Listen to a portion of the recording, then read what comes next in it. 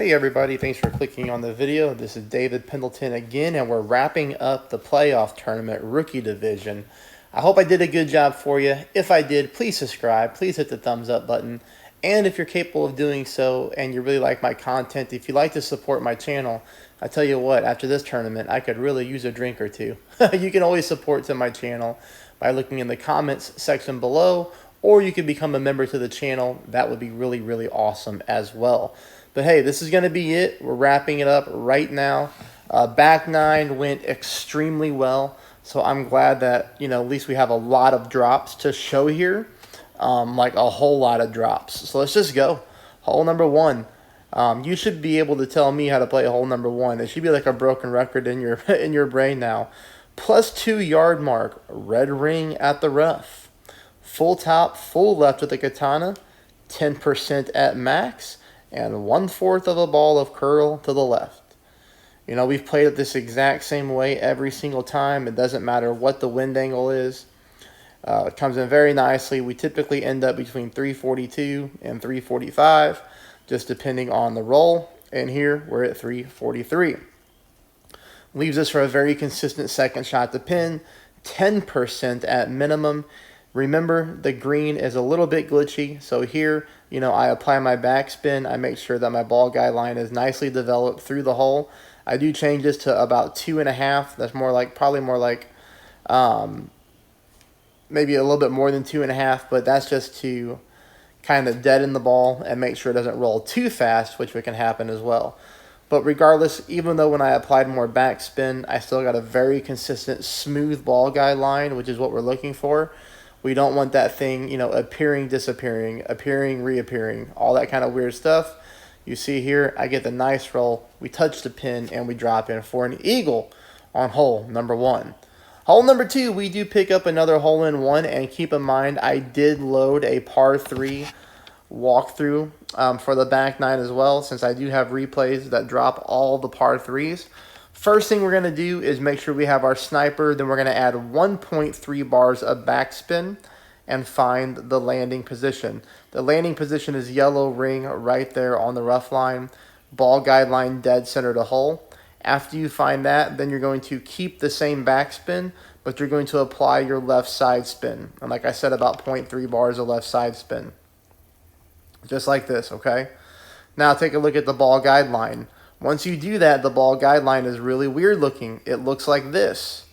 It's just the way this rough rolls and this way this green rolls that it just works out for us. Here we make our pull. We're pulling it 1-to-1.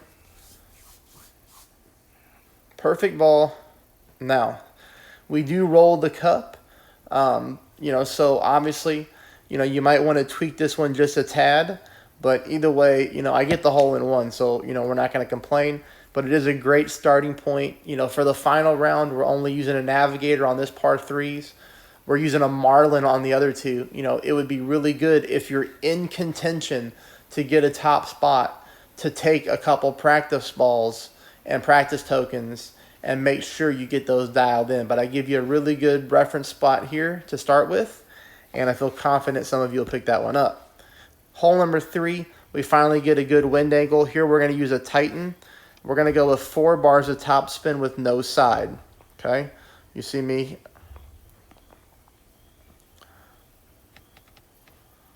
You see me fix my spin here. 4 top, no side. I put my green ring right there on the rough line. Now I know it's dangerous. We can't hit a great left or else we're going to be in big trouble. But we pull 10% and then I push back up to max. Here, I take a normal shot, absolutely no overpower. That's going to help me make sure that I hit perfect. You see I have plenty of room to work with, and had I used overpower, we would have definitely been rolling into the rough. But this is a great drive for hole number 3, leaves us with a much easier chance to pick up the eagle on this long and tough par 5. We have our big dog out. We're going to be going 2 bars of right side spin combined with a little bit more than 2 bars of top. It's like 2.1 top. I'm looking at my second bounce hitting the rough and rolling out. That's what we're really looking for, because if we don't do that, sometimes we can roll too far. I make my adjustment at 10%. I hit the ball. There we clip the rough and we roll out. That's really exactly what we're looking for. That's That's like as good as you're going to get without getting a lucky albatross, right? So we'll take that all day on hole number 3. Hole number 4, we do pick up that hole-in-one again. This is going to be an easy one to duplicate. 2 top, 1 left. And here we try to find our landing position. You're going to see me bounce back and forth between the red ring and yellow ring at the fringe line there. It is yellow ring at the fringe. And then take note here of our offset, all right? We played this offset earlier in the tournament with a slightly different wind angle, but kind of similar. Here, notice that my ball guideline is not in the hole at all. It is touching the left edge of the cup. Very important with the yellow ring right there on the rough line. Here we make our adjustment, 10% at minimum. We snap off a perfect ball.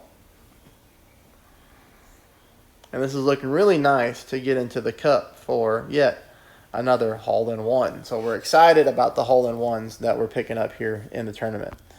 Takes us to hole number 5. Hole number 5, I don't have a lot for you, all right? I drove rough on both my accounts, but I tried to do it in the big topper shot again, and hopefully next tournament I have more practice tokens. I used all my practice tokens. I'm going to bring back the power shots on this hole to make it a little bit more consistent. But you can see here, you know, with the Titan ball, we almost get there. I should have overpowered the shot.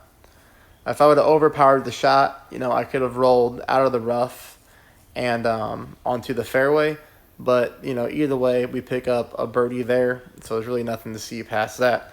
Hole number 6, another good wind angle, 4.5 topspin, 10% at max. You're going to notice here that we make our adjustment, and all we're doing is using about half a ball of overpower. We hit a perfect shot, and this is a very favorable wind angle for another very long par 5. We come up really nicely here, and we're good to go for shot number 2. Shot number 2 is played with our big dog with quite a lot of top spin, but not full top. 2 bars of side spin to the right. Here I make my adjustment again. You know, both shots are played 10% at max. And this is all going to be about using a little bit of overpower, but absolutely max right curl. Make sure you hit perfect. Don't hit a great right. A great right could definitely easily stick you in the rough. But here with the perfect ball, we land very nicely onto the fringe, leaving us with an easy wedge shot for the eagle on hole number 6. Hole number 7, we get another drop. It's another par 3, and we're going to use that Marlin ball, 20% at minimum. And here we're going to go with 2 bars of top spin, okay? 2 bars of top spin. Now, this is what I would say about this hole. And, you know, I didn't say this earlier in the par 3 video. This is only 2.6 mile per hour wind. Like, that's got to be the lowest you can get with a Marlin in rookie. If you get hit with like 4.5 or 5 mile per hour wind, a couple things. One, I would reduce the top spin. You could probably even reduce the top spin here. I would play it like 1.7, 1.8 top spin max. Also, if you get hit with 5 mile per hour, I was thinking about this after my last video, I wonder if you would end up getting caught in between clubs. If that's the case, you need to switch to a basic ball and quickly reset the shot up, okay? We're not using any side spin, so that wouldn't matter. You could switch to a basic ball. Well, no, I don't know. Wait a minute. Now I'm thinking out loud. Basic ball wouldn't even matter. It's a power 0. So what you need to do is just underpower your shot a little bit, okay? Underpower your shot a little bit. Sorry, sometimes I have to just talk out loud and think things through. But just be careful. If you get high wind, you could get caught in between clubs. I would want you to pull your ball down, okay, to the normal range and then slightly bring it back up again, okay? That's what I would do for sure. But here, 2 bars of top spin, and you're going to notice the red ring at the rough. My landing position is basically where the light green and the dark green square meet. We do need to move this over a hair to the right, okay? Because you're going to see that with the perfect ball, I come in and I hit the left-hand side of the cup. And for me, it comes in a little hot. That's why I would want to reduce the top spin just a little bit. Okay, hole number 8, picked up a drop on both of my accounts. Like I said, we got a lot of drops here on the back 9, which is really, really nice. You know, I feel good about sharing this video with you all. I'm pretty hard on myself when it comes to the content. And I want to make sure that I'm able to help as many people as possible.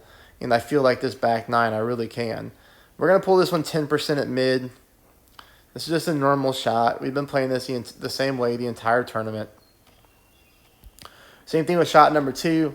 Shot number two, we just have to hit perfect. We hit perfect and the ball goes in. 10% at minimum. At least it has been for me. But here, you know, same thing. 2 backspin. Has been very consistent. 2 backspin, ball guideline to the hole, using the fringe to bounce on. That's always a tip in the game. If you can use the fringe for your shots, gives you a good consistent bounce. Eliminates a lot of green glitches. But here we make our pull, perfect ball, and we're in the cup for an eagle. Pretty simple. Hole number 9, everybody. Please take a moment to like the video. That would really mean a lot to me. 10% at max. Here we go. We're just going to use a couple bars of top spin. Don't go crazy with the top spin. We have direct tailwind, okay? You don't want to encounter that roll up there on the fairway to where you roll too fast.